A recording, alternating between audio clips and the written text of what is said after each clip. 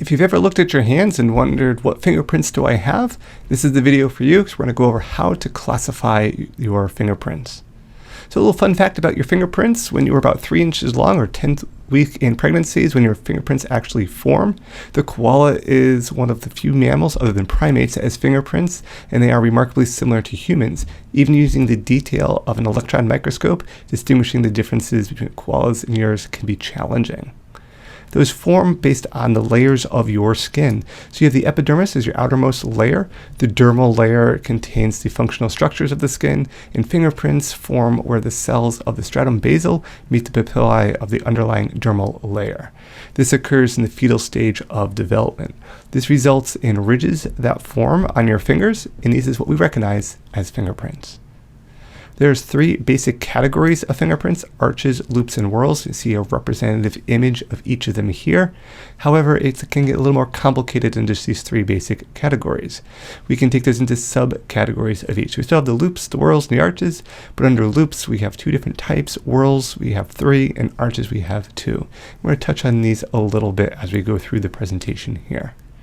So first off, loops. These can be the most challenging, even though recognizing a loop necessarily isn't that challenging. It's that shape produced by a curve that bends around itself. In this case, a loop is going to kind of be an example pictured right here. Loops must have 1 delta and 1 or more ridges that enter and leave the same side. What does that mean? Well, this delta is this little triangle region.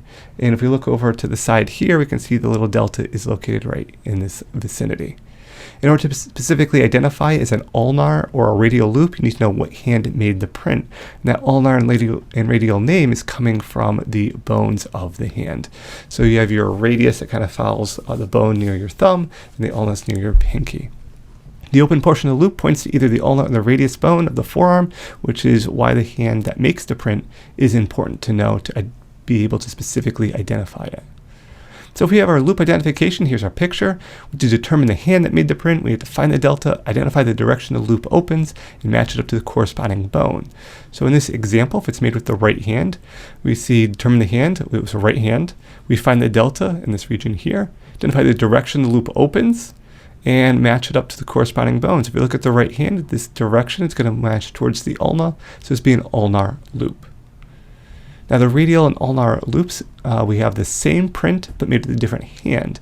So initially, if we look at this image and this image, they're actually the exact same picture. There's no difference between them, but why is one a radial loop and why is one an ulnar loop? Well, the radial loop was made with the left hand because this loop opening in this direction would point towards the radius.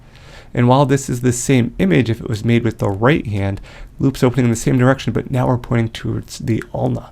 So this would be an ulnar loop. So this is important. This is why it's important to know what hand made a print, especially if it's a loop.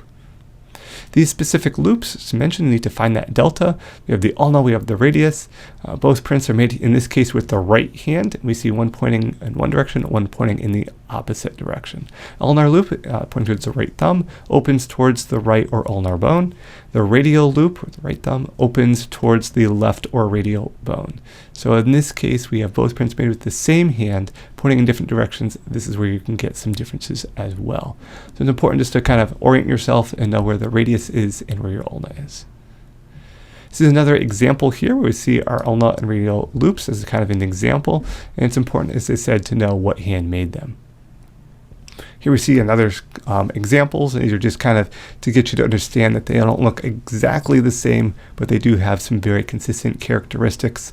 So you can see here in the images, as well as kind of the real world image there of the finger.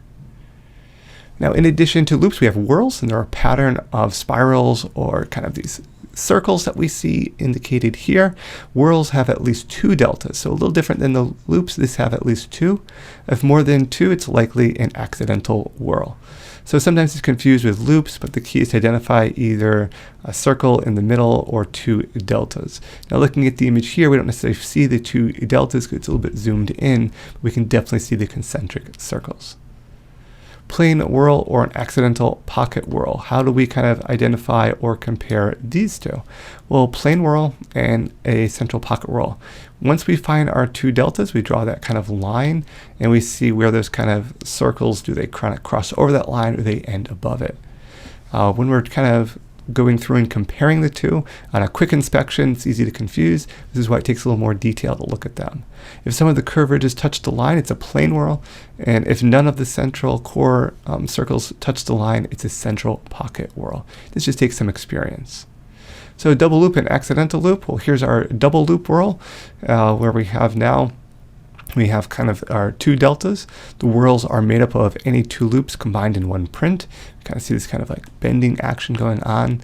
And we have an accidental whorl. Accidental whorls contain two or more patterns, not including the plane arch, or does not clearly fall under any other categories. It's a little bit of the catch-all as we see here.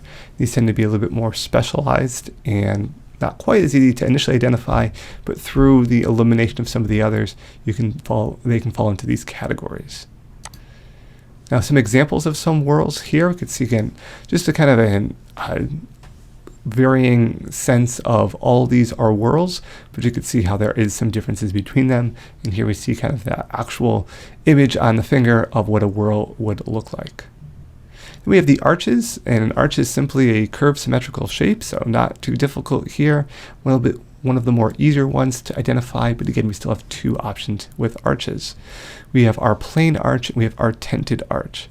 So ridges enter on one side and exit on the other, kind of that plane arch. Tented arch, similar to the plane arch, but kind of has a spike towards the center. It's a bit more of that aggressive kind of increase and decrease to that arch. A little bit more of the kind of, the arch, and then kind of go to that tented arch as you get a little bit more of that point that develops.